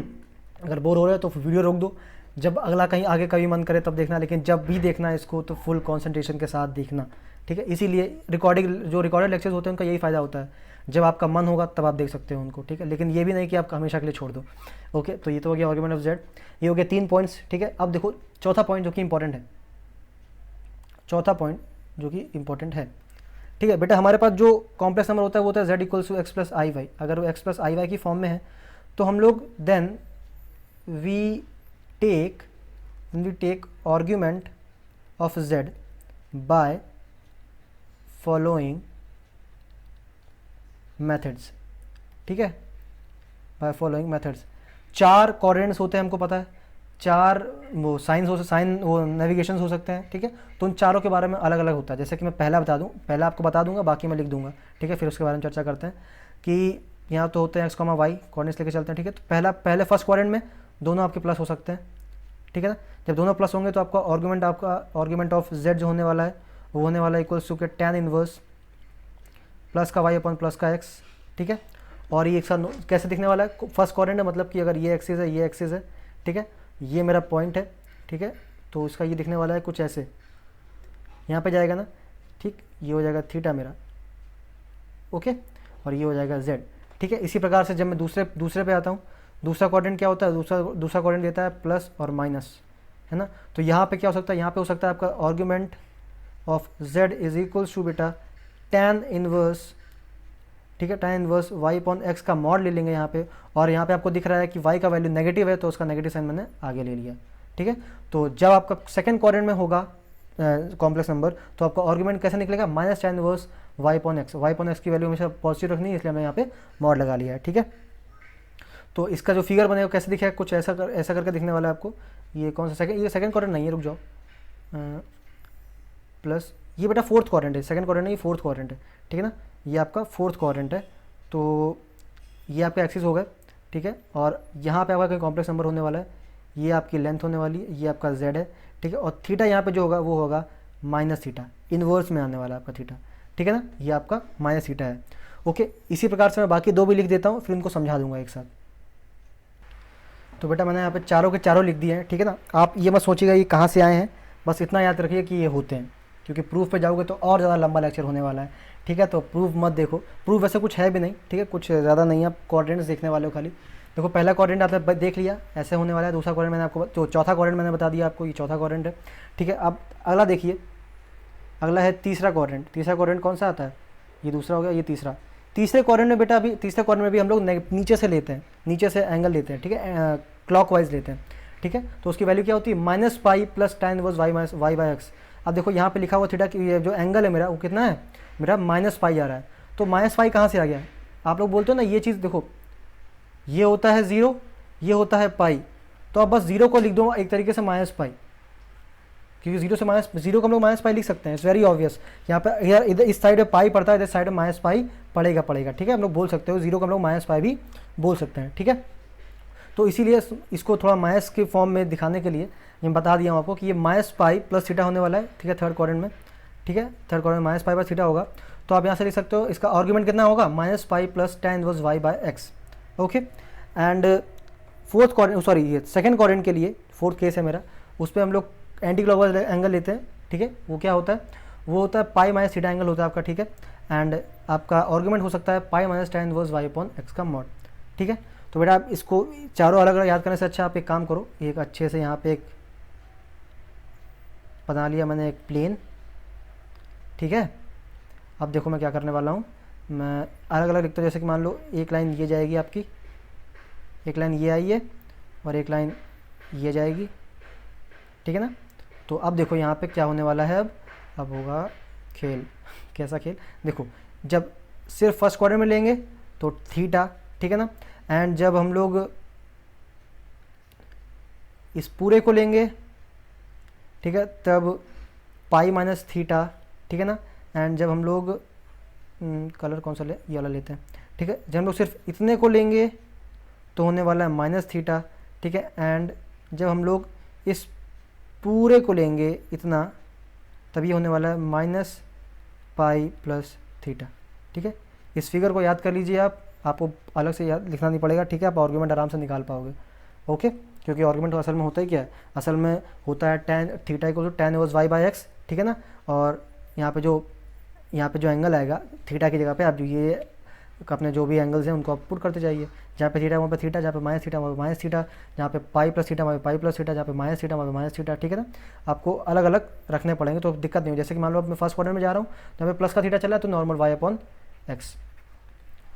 ठीक है, सही। जब हम लोग फोर्थ में आए थे तो वहाँ पे y की वैल्यू कैसी थी, वहाँ पे y की वैल्यू नेगेटिव थी, तो हमने नेगेटिव लगा दिया था यहाँ पे। ठीक है, और माइनस थीटा ही चल रहा था। और जब हम लोग यहाँ पे थर्ड में आए तो वहाँ पे -पाई, ठीक है, -पाई प्लस थीटा वाला था। ठीक है ना, -पाई प्लस थीटा, तो यहाँ पे लगा दिया मैंने कुछ नहीं, -पाई और थीटा की जगह पे वही tan inverse y by x। Okay, and जब यहाँ पे हम लोग आए, जब ये सेकंड क्वाड्रेंट में, मतलब कि पाई माइनस थीटा वाली फॉर्म में, तो हमने पाई को लिख दिया और थीटा की जगह पे माइनस लगा दिया, बाहर माइनस लगा दिया, और थीटा की जगह पे लिख दिया ये। ठीक है ना, थीटा की जगह पे खाली लिखना हमको tan inverse y by x, और बाकी पाई अपना आगे पीछे लगाता रहेंगे। ठीक है, तो ये हो गया आर्ग्यूमेंट का काफ़ी अच्छा केस, बहुत ज़्यादा important case. Point number 4 is very very important अगर आप किसी कॉम्पिटेटिव एग्जाम की तैयारी कर रहे हो तो। Triangular inequality is very important अगर आप किसी कॉम्पिटेटिव एग्जाम की तैयारी कर रहे हो तो। ठीक है ना, सो इसको जल्दी से आप नोट कर लीजिए, ये फिगर को, ठीक है, फिगर देख लीजिए और ये बाकी सारे पॉइंट्स भी लिख लीजिएगा। बढ़ते हैं हम लोग आगे। तो देखो बच्चों, अब कुछ क्वेश्चन देखते हैं काफ़ी आसान आसान से, इसमें आपके आर्ग्यूमेंट ऑफ z का कुछ जो कॉन्सेप्ट है वो शायद और अच्छे से क्लियर हो जाए। जैसे कि आपको दिया गया है z इक्वल्स टू 1 प्लस आई, हमको इसका आर्ग्यूमेंट निकालना है, आर्ग्यूमेंट ऑफ z निकालना है। तो कैसे निकालोगे, तो देखो हमको जो हमारा आर्ग्यूमेंट ऑफ z होता है उसका फॉर्मूला क्या होता है, argument of z is equals to बेटा होता है tan inverse y by x। ठीक है, ये होता है कि नहीं। तो अब देखो यहाँ पे y बाय x, देखो यहाँ पे अगर मैं आपको बता चुका हूँ x प्लस आई वाई की फॉर्म में अगर कोई कॉम्प्लेक्स नंबर है तो उसके कोऑर्डिनेट्स क्या होते हैं, x, y। मतलब कि यहाँ पे x की वैल्यू 1 है और y की वैल्यू भी 1 है, तो कोऑर्डिनेट्स यहाँ पे क्या होने वाले हैं, 1, 1। मतलब कि argument of z is equals to tan inverse minus 1 upon 1, that is tan inverse 1। और आपको इसका tan इनवर्स 1 का मतलब क्या हुआ, आपको tan में एक ऐसा थीटा सोचना है जिसकी वैल्यू 1 होती है। ठीक है, हम लोग हमेशा क्या करते हैं, हम लोग tan थीटा की वैल्यू निकालते हैं अभी तक, लेकिन अब यहाँ पे आपको एक छोटी सी चीज़ नहीं सोचनी पड़ेगी कि tan में ऐसा कौन सा थीटा होता है जिसकी वैल्यू 1 होती है। तो आपको पता है tan पाई बाय 4 की वैल्यू 1 होती है। ठीक है, tan पाई बाय 4 की वैल्यू 1 होती है, तो यहाँ पे इस पूरे tan इनवर्स का हम लोग वैल्यू लिख सकते हैं पाई बाय 4। ठीक है, ये एक एंगल है। ओके, ये एक एंगल आने वाला है, तो ऑब्वियस सी बात है एंगल ही चाहिए क्योंकि आर्ग्यूमेंट है, आर्ग्यूमेंट एक थीटा है, मतलब कि ये एंगल है, तो आपका आंसर हो गया पाई बाय 4। ठीक है, क्या करा मैंने, बस यहाँ पे एक ऐसी वैल्यू सोची, एक ऐसा थीटा सोचा जहाँ पे tan की वैल्यू 1 होती है। ठीक, वो थीटा क्या है, वो थीटा है पाई बाय 4।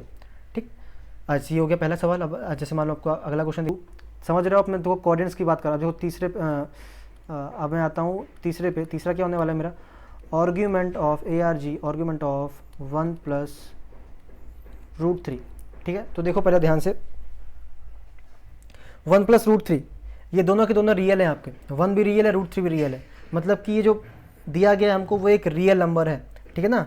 और एक रियल है तो आर्गुमेंट तो हम लोग वो कैसे निकालते हैं, एंगल निकालते हैं थीटा, और रियल है मतलब कि वो एक्स एक्सिस पर ही गिरने वाला है, क्योंकि एक्स एक्सिस असल में होता क्या है, रियल एक्सिस। कॉम्प्लेक्स के लिए एक्स एक्सिस हमारा क्या है, रियल एक्सिस, और ये जो अंदर वैल्यू लिखी है ये पूरी की पूरी रियल है, मतलब कि ये पूरी की पूरी वैल्यू आपकी रियल एक्सिस के ऊपर ही गिरने वाली है, ठीक है। तो यहाँ पे थीटा कितना हो जा रहा है, थीटा आपका हो जाएगा 0, थीटा आपका हो जाएगा 0, ठीक है ना, क्योंकि ये आप ऐसा करके लिख दीजिए यहाँ पे रियल है, ये चीज़ रियल है, ठीक है, which implies lies on real axis, ठीक है ना। तो यहाँ पे थीटा आपका कितना हो जाएगा, 0 डिग्री। जब थीटा 0 हो गया मतलब कि argument of z is equal to कितना हो गया, 0। ओके, ये हो गया, अच्छा सवाल था ये आपको रियल और इमेजिनरी वाला। और इसी से रिलेटेड देखो इसका एक अलग सवाल इसी के जैसा, आर्ग्यूमेंट ऑफ 1 - √3।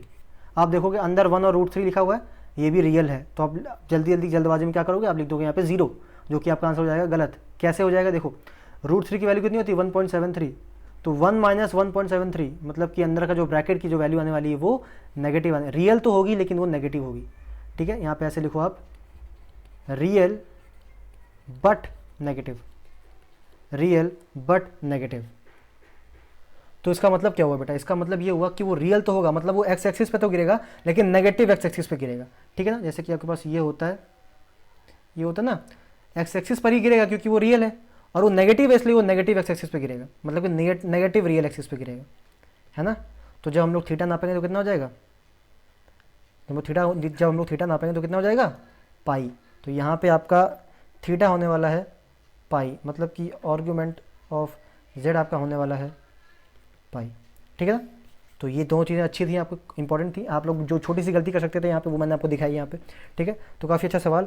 और अब देखो इसी तरीके से एक और सवाल है, क्वेश्चन नंबर 5 पे आते हैं। क्वेश्चन नंबर 5 क्या है, आर्ग्यूमेंट ऑफ 1 + √2 का आई, ठीक है ना, √2 का आई, इस पूरे में आई लिखो, इस पूरे में लिखा हुआ है, ठीक है, इस पूरे का आई लिखा हुआ है, मतलब कि ये प्योरली इमेजिनरी है क्योंकि इसमें कोई भी रियल वैल्यू नहीं है, ये आई दोनों के साथ एसोसिएटेड है, ठीक है। 1 + √2 का ब्रैकेट में आई लिखा हुआ है बाहर, ठीक है, ब्रैकेट में आई लिखा हुआ है, तो मतलब ये हुआ कि ये प्योरली इमेजिनरी है, प्योरली इमेजिनरी, प्योरली इमेजिनरी मतलब कि प्योरली इमेजिनरी मतलब कि वो वाई एक्सिस पर ही गिरेगी या फिर इमेजिनरी एक्सिस पर ही गिरेगी हमेशा। तो यहाँ से आपको एक चीज़ और समझ में आए कि अगर कोई वैल्यू रियल है तो हमेशा वो रियल एक्सिस के ऊपर ही गिरने वाली है, और अगर इमेजिनरी तो फिर इमेजिनरी के ऊपर गिरने वाली है, ठीक है।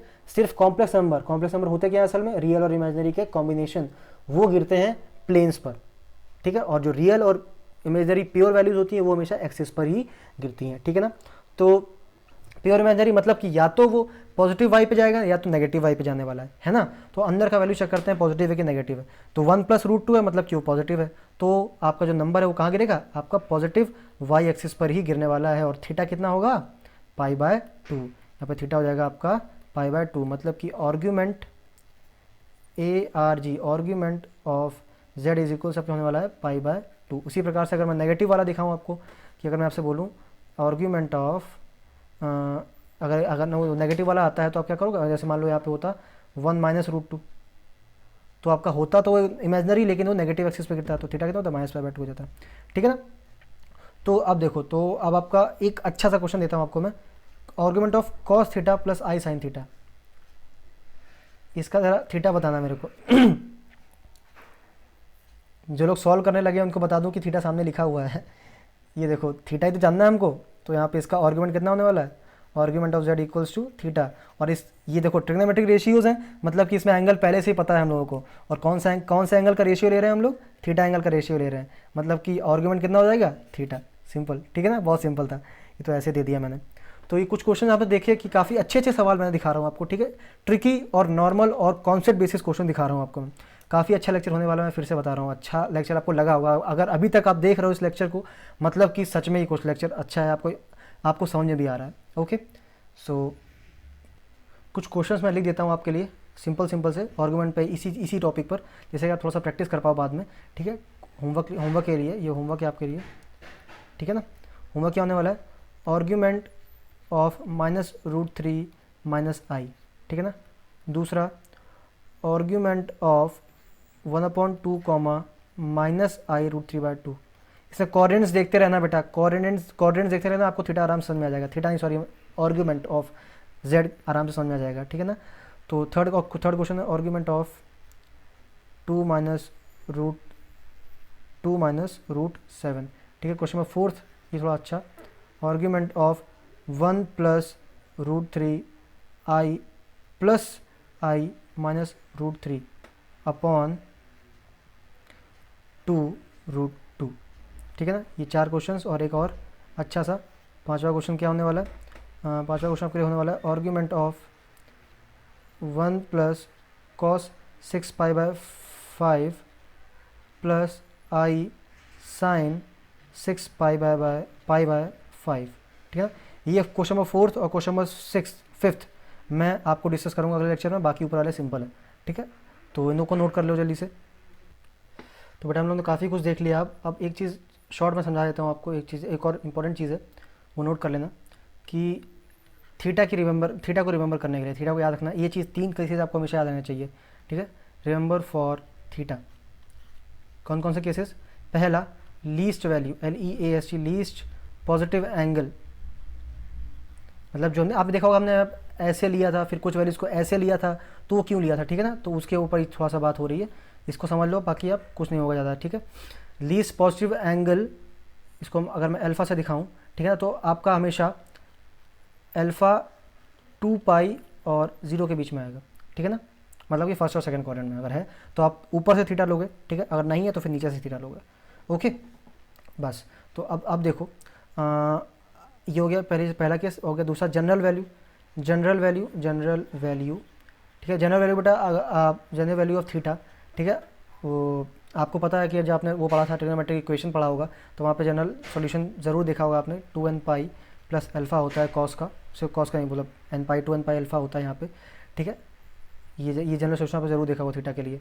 एंड एक तीसरा होता है PRINCI PLE प्रिंसिपल वैल्यू, ठीक है। प्रिंसिपल वैल्यू क्या होता है, जो 0 से 2π के बीच में आती है, ठीक है। लेकिन यहाँ पे थीटा के लिए बात हो रही है, याद रखो अल्फ़ा और थीटा अलग अलग है, ठीक है। वो लीस्ट पॉजिटिव एंगल की बात हो रही है यहाँ पे, थीटा मतलब कि आर्ग्यूमेंट की बात हो रही है, ठीक है ना, कंफ्यूज मत होना इन दोनों में।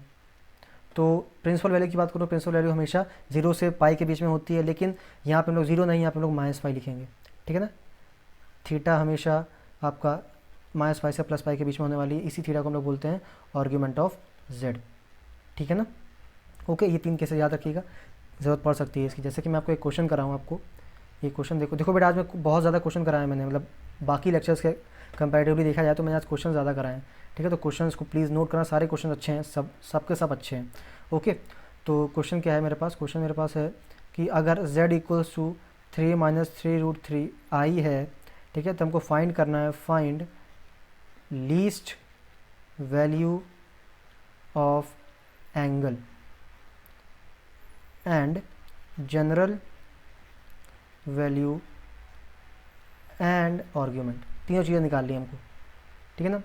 अब जिन लोग, अगर जैसे कुछ लोग सिर्फ NCERT वाले ही हैं, ठीक है ना, जो जिन्होंने सोचा है कि 12th के बाद आपको किसी कॉम्पिटिटिव एग्जाम या फिर इंजीनियरिंग टाइप्स में नहीं जाना है, क्योंकि मोस्टली ये सब बीटेक वाले जो होते हैं, UPT हो गया और आपका IITs हो गया, JEE हो गया, JIIT बोल रहा हूँ, JEE हो गया, तो ऐसे क्वेश्चन में ज़्यादातर पूछे जाते हैं, ठीक है ना। तो उन लोगों के लिए काफ़ी ज़्यादा इंपॉर्टेंट होने वाला है। लेकिन जिन्होंने अभी से सोच के रखा हुआ है कि वो 12th के बाद JEE का कुछ भी नहीं करने वाले हैं, ठीक है, लेकिन देखा जाए तो ये कोई भी कॉम्पिटिटिव एग्जाम्स है ना, उसमें ये ज़रूर आता है, ठीक है ना। ये सारी चीज़ें इंपॉर्टेंट होती हैं, किसी भी कॉम्पिटिटिव एग्जाम में देख लो, आप किसी में भी बैठने वाले हो, अगर आप बैंकिंग की तैयारी करो या कुछ भी करने वाले हो ना, अगर मैथ्स उसमें आ रही है तो मैथ्स में कहीं ना कहीं थोड़ी बहुत चीज़ें तो आई जाएंगी। मैंने बैंकिंग बोल तो दिया, पता नहीं बैंकिंग में आता है कि नहीं आता, लेकिन उम्मीद यही है कि उसमें आता ज़रूर होगा, ठीक है ना। तो मैं बता दूं, फिर से बता दूं कि कॉम्पिटिटिव एग्जाम्स के लिए काफ़ी ये टॉपिक्स जो आपकी नॉर्मल बुक्स में NCERT में ज़्यादातर नहीं होते हैं, उसमें बहुत जल्दी हर चीज़ को खींच दिया जाता है। जैसे कि उसमें आर्ग्यूमेंट ऑफ जेड तो है, लेकिन आर्ग्यूमेंट ऑफ जेड के साथ कैसे कैसे खेला जा सकता है वो नहीं बताया गया है, ठीक है ना। तो उसमें सब कुछ सिंपली दिया गया है, आपके पास रास्ता बहुत आसान दिखाया गया, आप उसी रास्ते चल सकते हो। लेकिन आपको पता है दुनिया इतनी आसान नहीं है, ज़िंदगी इतनी आसान नहीं है, और किसी भी चीज़ को पाने के लिए थोड़ी बहुत तो मेहनत तो करनी पड़ेगी, है ना। तो बस ये वही मेहनत के लिए वीडियो आज इतना लंबा हो गया, 1 घंटे से भी ऊपर चला गया, ठीक है। तो कोई बात नहीं, उससे कोई फ़र्क नहीं पड़ने वाला हम लोग को, क्योंकि हम लोग और भी ज़्यादा बड़ा करने वाले हैं आगे जाके, ठीक है। तो देखो इसके लिए मैं आंसर्स कैसे निकालने वाला हूँ, z हमको दिया गया है, हमको z इक्वल्स टू 3 माइनस लिख देते हैं, z equals to 3 minus 3√3i है, ठीक है। तो आपको ये दिख रहा होगा कौन से क्वाड्रेंट में है, प्लस, और ये माइनस कौन से क्वाड्रेंट में है, ये third quadrant, sorry fourth quadrant में है शायद, नहीं x की वैल्यू प्लस है, हाँ ये फोर्थ क्वाड्रेंट में, ठीक है ना। तो alpha is equals to tan inverse minus 3√3 upon minus √3, ठीक है, इक्वल्स टू π/3, ठीक है। फोर्थ क्वाड्रेंट के लिए शायद यही था, है ना, शायद यही था ना, था कि नहीं था, हाँ यही था। तो वैसे अब हाँ इसका नेगेटिव साइन मैंने बाहर ले लिया था उसमें मॉड लगाने के लिए, तो देखो उसी के पास वही करने वाला हूँ मैं, या चाहो तो आप ऐसे करके मॉड बाहर भी ले सकते हो। Alpha is equals to minus tan inverse 3√3 upon minus, ठीक है, ऐसे हो गया इसको। तो इक्वल्स में कितना आ गया इसका आंसर, एंगल तो मैंने पहले बता दिया इसका π/3 आने वाला है, तो कोई दिक्कत वाली बात नहीं, उससे कोई टेंशन नहीं लेना है आपको, ठीक है। तो अब देखिए यहाँ पे अगर मैं दिखाऊँ, यहाँ पे अगर आपको जानना है लीस्ट वैल्यू के बारे में, तो देखो आप जीरो से लीस्ट वैल्यू कहाँ पे 0 से 2π के बीच में होती है, मतलब हम लोग ऐसे ही चलने वाले हैं, ठीक है ना, ऐसे ही चलना है हम लोगों को।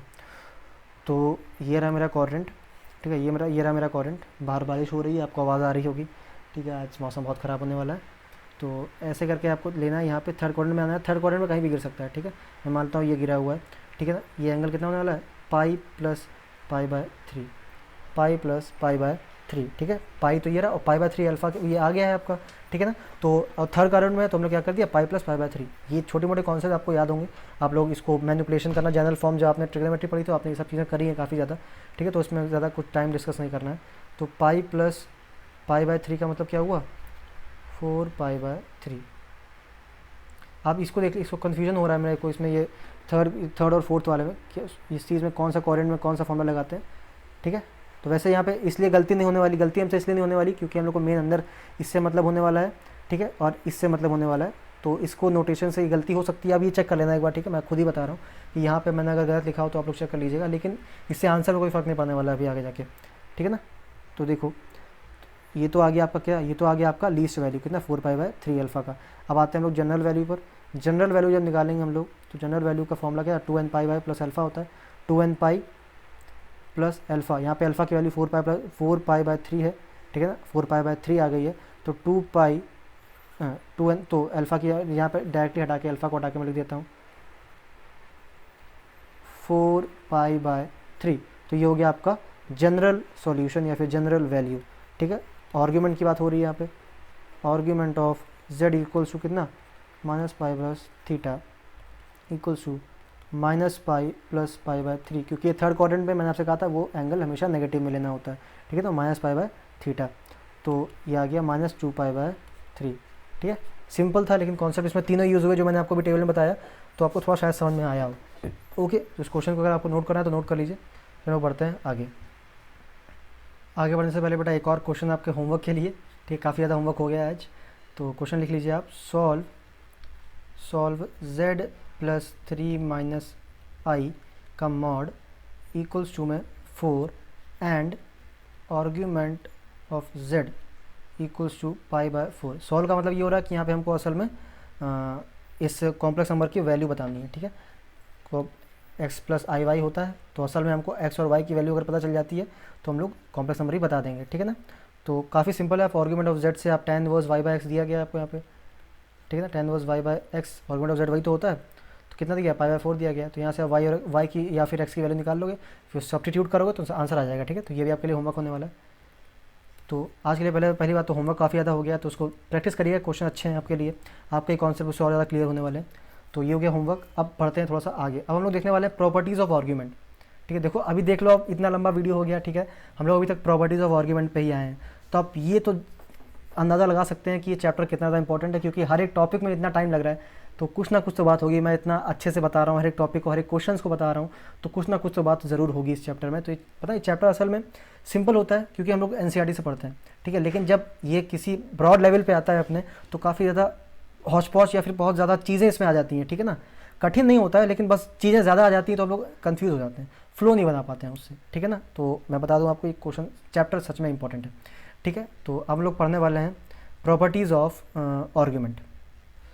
तो प्रॉपर्टीज़ ऑफ आर्ग्यूमेंट में सबसे पहली प्रॉपर्टी है आपकी बेटा, सबसे पहली प्रॉपर्टी है आपकी कि A R G argument of z का conjugate is equals to minus of argument of z. ठीक है, ये होगी आपकी पहली प्रॉपर्टी। और आगे प्रॉपर्टीज बताने से पहले मैं एक चीज़ बता दूं आपको, एक हिंट लिख लो आप कि आर्ग्यूमेंट फॉलोज लॉग प्रॉपर्टीज। मतलब कि अगर आपको लॉग की प्रॉपर्टीज आती हैं तो आप आर्ग्यूमेंट की ज़्यादा प्रॉपर्टीज आराम से जान चुके होंगे। तो अगर मैं अगली नेक्स्ट प्रॉपर्टी आपको बताऊं तो आप इसका आंसर खुद सोच सकते हो कि अगर मैं बोलूं आपसे argument of z1 dot z2, तो इसका आंसर आप आराम से बता सकते हो argument of z1 plus argument of z2। ठीक है ना।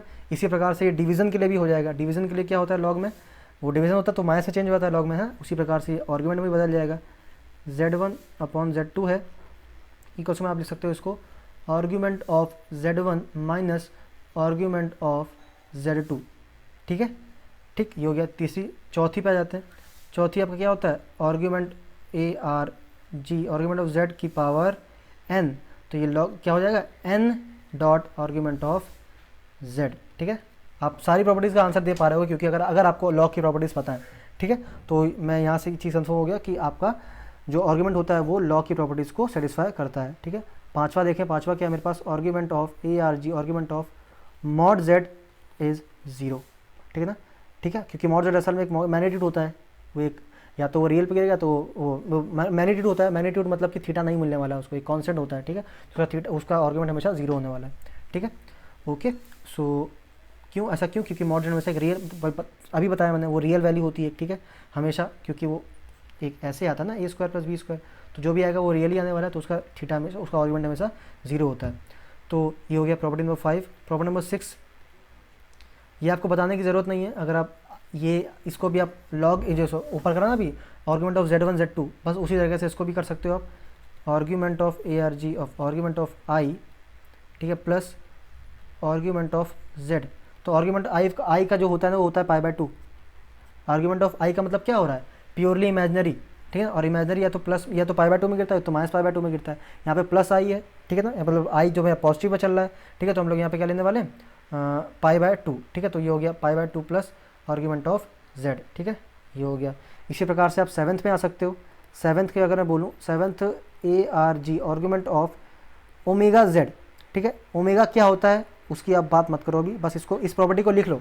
ठीक है, अभी इस प्रॉपर्टी को बस याद कर लेना 7th वाली को। ओमेगा यहाँ पे खाली मैं जनरल एक कोई कांस्टेंट नहीं ले रहा हूँ, ये भी एक चीज़ होती है। ठीक है ना, तो इसको आप लिख लीजिए, ये इंपॉर्टेंट है। इसके बारे में कभी अगर बात होती है तो इसके बारे में और ज़्यादा आपको बताएंगे, लेकिन अभी इस चैप्टर में हल्का सा अगर यहीं पे यूज़ होगा तो आपको प्रॉपर्टी तो कम से कम पता होनी चाहिए।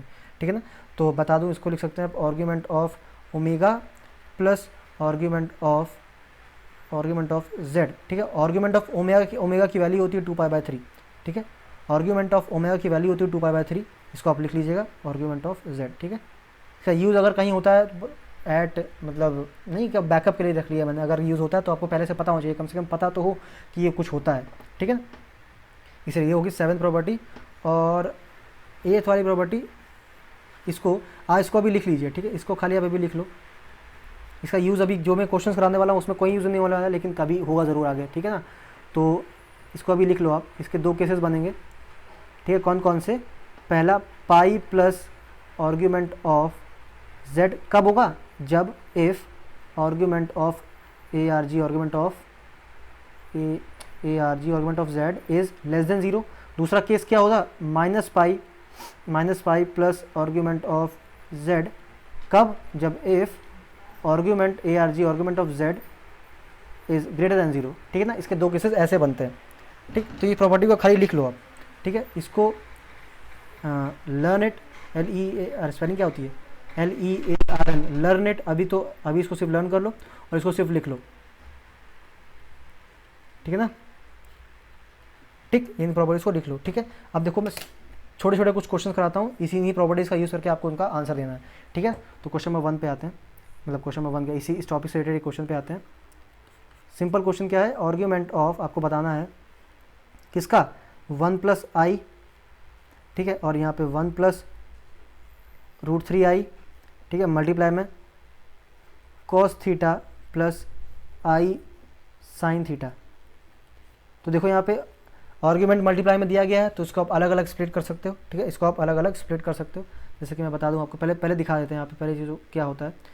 ये 1, प्लस आई लिखा हुआ, मतलब कि 1, फर्स्ट क्वाड्रेंट, 1, √3 फर्स्ट क्वाड्रेंट, ठीक है ना, कॉस थीटा साइन थीटा, ठीक है। क्योंकि हम लोग आर्ग्यूमेंट की बात कर रहे हैं तो हमको tan इनवर्स y/x सही होता है ना, इसलिए मैंने ये चीज़ पहले लिख ली है। तो देखो अब इसको आप अलग अलग स्प्लिट कर सकते हो, ठीक है। मैं अगर अलग अलग लिख दूँ इसको, तो argument of 1 plus I plus argument of 1 plus √3i plus argument of ARG argument of cos theta plus I sine theta, ठीक है। अगर आपको याद हो तो इसका आर्ग्यूमेंट हम लोग पहले निकाल चुके हैं, कितना आया था, थीटा आया था, ठीक है ना। तो निकालने की जरूरत क्या हो, तो साफ साफ दिख ही रहा है, ठीक। तो अब आर्ग्यूमेंट ऑफ 1 प्लस आई कैसे निकालेंगे, tan इनवर्स 1/1 करने वाले हैं हम लोग यहाँ पे, प्लस आर्ग्यूमेंट ऑफ 1/√3 मतलब tan इनवर्स √3/1, ठीक है ना। और यहाँ पे tan इनवर्स tan थीटा, क्योंकि y/x करेंगे तो tan ही हो जाएगा, ठीक है ना वो। तो अब देखो tan की वैल्यू 1 कब आती है, π/4 पे, ठीक है ना। tan की वैल्यू √3 कब आती है, π/3 पर, ठीक है। एंड tan इनवर्स है और ये tan है तो ये कैंसिल हो जाएगा, यहाँ पर बचेगा थीटा। मतलब कैंसिल ऐसे कैंसिल होगा नहीं, लेकिन आपको दिख रहा है, ठीक है ना। असल में कैंसिल नहीं होता, लेकिन हम लोग बोल सकते हैं कैंसिल हुआ है, ठीक है। तो tan इनवर्स और tan एक दूसरे से हटा देंगे तो बचेगा यहाँ पे थीटा सिर्फ, ठीक है। तो यहाँ से आप एंगल का कितना आ गया आपका, π/4 plus π/3 plus theta. Okay, question simple था। इसी प्रकार से अगर अगला क्वेश्चन देखें, अगला क्वेश्चन क्या है, if ARG argument of Z1 θ1, ठीक है ना, argument of ARG of argument of Z2 equals to θ2, argument of ARG argument of Z3 is θ3, ठीक है ना। अगर ये है देन हमको argument of Z1 dot Z2 का मॉड अपॉन Z3, ठीक है ना, इसका हमको आर्ग्यूमेंट निकालना है। तो सिंपल है, ये argument of Z1 upon argument of Z2 लिखा हुआ है। तो पहले तो अब इसको ऐसे बांट दो, आर्ग्यूमेंट ऑफ, कलर चेंज कर लें क्या, दिक्कत हो जाएगा, आप कर सकते हो, argument of Z1 dot Z2 का mod minus argument of Z3, ठीक है ना। अब देखो यहाँ पे फिर से आप एक प्रॉपर्टी लगा सकते हो, मल्टीप्लिकेशन वाली है तो यहाँ पे फिर से प्रॉपर्टी लगा सकते हो आप, क्या, argument of ARG argument of Z1 minus argument of Z2 का कॉन्जुगेट, ठीक है ना, माइनस ये तो पहले से लिखा हुआ था, ठीक। तो अब देखो ये तो आर्ग्यूमेंट ऑफ Z1 कितना है, आर्ग्यूमेंट ऑफ Z1 θ1 गिवन है, Z2 θ2 गिवन है, Z3 θ3 गिवन है, लेकिन ये चीज़ दिख रहा होगा आपको, यहाँ पे मॉड, यहाँ पे कॉन्जुगेट ऑफ Z लिखा हुआ है। तो प्रॉपर्टीज़ ऑफ आते हैं हम लोग किस पे, प्रॉपर्टीज़ ऑफ आर्ग्यूमेंट पे चलते हैं। सबसे पहली प्रॉपर्टी अगर आपको याद हो, argument of conjugate of Z is equal to minus of argument of Z, है ना। तो यहाँ पे लोग क्या लिख सकते हैं, यहाँ पे लोग लिख सकते हैं आर्ग्यूमेंट ऑफ Z1, ठीक है, इसको मतलब इसकी तो वैल्यू पुट कर देते हैं सीधे, इसकी वैल्यू कितनी गिवन है, इसकी वैल्यू गिवन है बेटा θ1, minus argument of conjugate of Z2 लिखा हुआ, उसको लिख सकते हैं हम लोग क्या, आर्ग्यूमेंट ऑफ Z2, ठीक है ना, माइनस के साइन के साथ, तो ये फॉर्मूला, ये प्लस था यहाँ पे, ठीक है, यहाँ पे प्लस था, जब यहाँ पे माइनस, ये क्योंकि मल्टीप्लिकेशन का प्लस फॉर्मूला होता है ना, मैं गलत लिख दिया था यहाँ पे, ठीक है। अब देखो जब माइनस लगाया, जब इसका माइनस बाहर आएगा तो यहाँ पे माइनस बन जाएगा, ठीक है, और ये हो जाएगा माइनस आर्ग्यूमेंट ऑफ Z3, सबकी वैल्यू पुट कर दो, ये θ1 है, ये θ2 है और ये माइनस θ3 है। Question solve, simple. तो बेटा क्वेश्चन आपने आज काफ़ी देख लिया, आज का लेक्चर यहीं तक रखते हैं। आप काफ़ी ज़्यादा, बहुत ज़्यादा लंबा हो गया रोज़ के हिसाब से देखा जाए तो, ठीक है, उससे 3 गुना है आज। तो आज लेक्चर काफ़ी अच्छा था, देखा जाए तो मेरी नज़र में तो काफ़ी इंपॉर्टेंट लेक्चर था ये, और बहुत ही अच्छा लेक्चर था।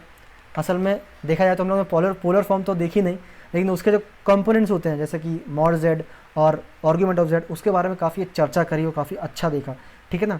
तो ये लेक्चर आपके लिए अभी तक का लेक्चर जो है उन सब में अगर सबसे ज़्यादा इंपॉर्टेंट बताया जाए, सबसे ज़्यादा इंपॉर्टेंट यही लेक्चर होने वाला है आपके लिए। और इंपॉर्टेंट ये तभी होगा जब आपने पुराने लेक्चर्स देखे होंगे, क्योंकि अगर वो नहीं देखे होंगे तो इस लेक्चर का कोई फ़ायदा नहीं होने वाला है, ठीक है ना। तो ये काफ़ी अच्छा लेक्चर था।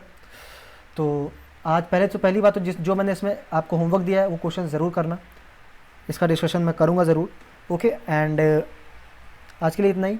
आगे हम लोग देखेंगे और चर्चा करेंगे, पोलर फॉर्म को अच्छे से समझेंगे, कि अभी तक सिर्फ कॉम्पोनेंट समझें। So thank you so much, आप लोग अभी तक देख रहे हो इस वीडियो को, तो थैंक यू सो मच, क्योंकि अगर आप बोर नहीं हुए इसलिए। एंड मिलते हैं आपको अगले लेक्चर में।